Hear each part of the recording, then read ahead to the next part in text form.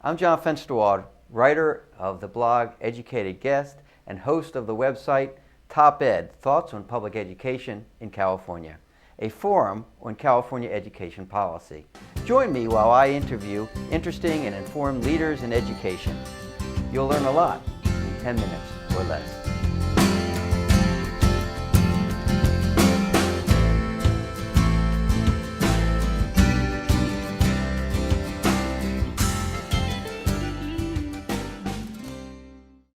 I'm John Fensterwald, columnist for educatedguest.org and host of our new website, Thoughts on Public Education in California, Top Ed. And with me today is Larry Aceves, who is a candidate for our Superintendent of Public Instruction. Welcome, Larry. Thank you very much, John. It's a pleasure to be here. Larry, that was quite a victory you had in the primary in June and defeated a number of candidates.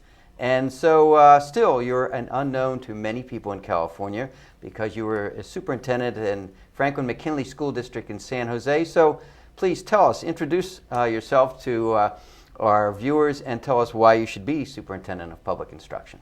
Thank you, John. Yes, the victory was, I think, a very pleasant surprise, certainly for me and for many people who believe that as an educator, it would be tough to compete against politicians.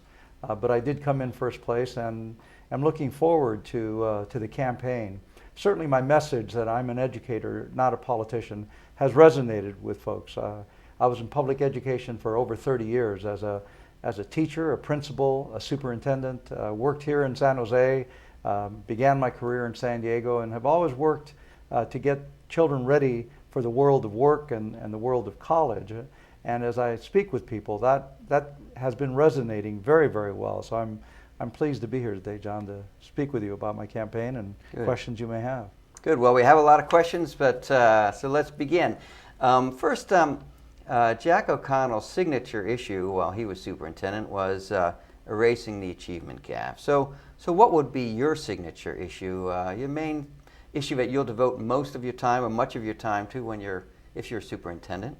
Very good. I think one of the things we really need to start looking at, certainly assessment has been a big conversation for us, but I'm very concerned about what we're teaching, how we're teaching it, and how we're assessing it.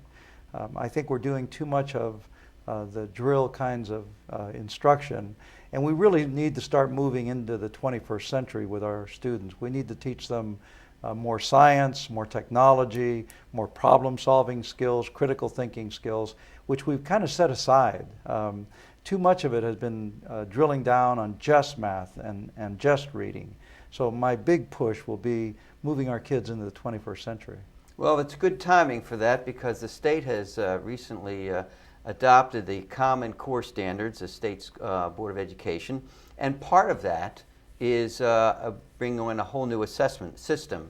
And California is part of a consortium of 26 states, I believe. Right. So what do you think needs to be done now that it's a major change, Common Core Standards? What do you think needs to be done to prepare California for this transition, and how would you like to see the assessments done?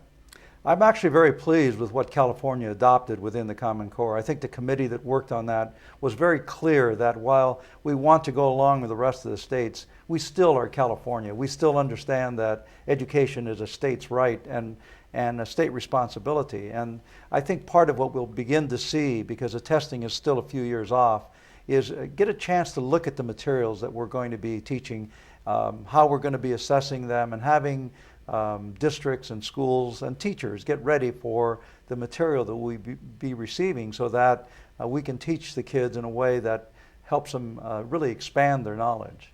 So a lot of blame on the narrowing of curriculum has been placed on No Child Left Behind, which is due to be reauthorized next year. So give an assessment of No Child Left Behind. Has it been good, bad for California students? Well, I think some of the areas were good for students, where we were able to determine the subgroups. We had not done that before, so a school on average might be okay, but some of the subgroups might be struggling. Now we can't do that. We have to maintain separate so that we know how are our children of poverty, our Latino kids, our black students doing. I thought that was one good element. The portion that kind of did all the high stakes testing, I think, though, pulled us off of the the whole issue of a whole curriculum. Many of our arts programs and music programs have disappeared from our schools, and it isn't just the budget. A lot of race to the top forced schools to do like double reading programs for kids or double math programs, particularly in the middle schools. That's deadly for kids.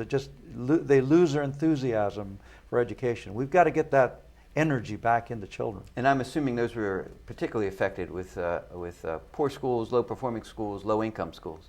Absolutely, and I think I still see that up and down the state as I'm traveling. Principals who are basically saying, I've got to get these scores up. And so, if these kids are struggling, we're going to take away history, for example, or science and give them a second reading class. Very difficult for them. So let's change from students and talk about teachers for a minute. All right. The Los Angeles Times has gotten a lot of attention by publishing the test scores evaluating teachers' impact on students. 6,000 teachers in Los Angeles Unified have their scores now out public that the Times published. So it raises the issue, what do you think of that? And should the scores be public and published? And should they even be used in evaluations of teachers? Well, you put several questions together, but let me kind of break it apart a little bit. Part of what's been hurting us as a profession is that our ability to evaluate teachers has been greatly hampered. The teachers' unions have not been cooperative about how we do that, and have basically stepped back and said, it ain't my job. I think if anything good happened with the LA Times was that it forced the conversation into the public arena. I think the public now and the unions now understand, okay, we're going to be part of the conversation rather than have it handed to us. So in that respect, I'm glad the article came out. The issue for me about publishing all of the data is that even the Obama administration only looks at those particular standardized scores as about 30% of what we should evaluate teachers on. So, but when the public sees that, it's 100%. So I'm a little concerned. I think parents whose children are going into a class should be given those scores. I think that's important for the administration to say, Ms. Jones is struggling a little bit with math, but we're working. We have a program in place so your child won't fall behind. I think parents would feel good about that. But just randomly throwing them out there, I'm a little concerned that it becomes just a little bit of sensationalism and doesn't create a really strong push to get things worked around so we get better teachers. So scores should be part of the overall teacher evaluation? I believe they should be. Any time we're working with children, right, the results from that should be what we grade how the teacher's doing on some portion of it.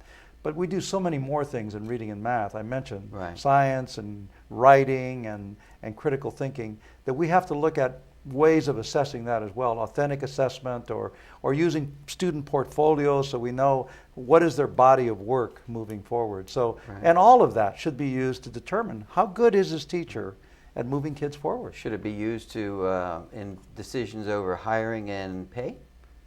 I believe that the whole issue of merit pay, I think, troubles me just a little bit because what we want teachers to do is work together.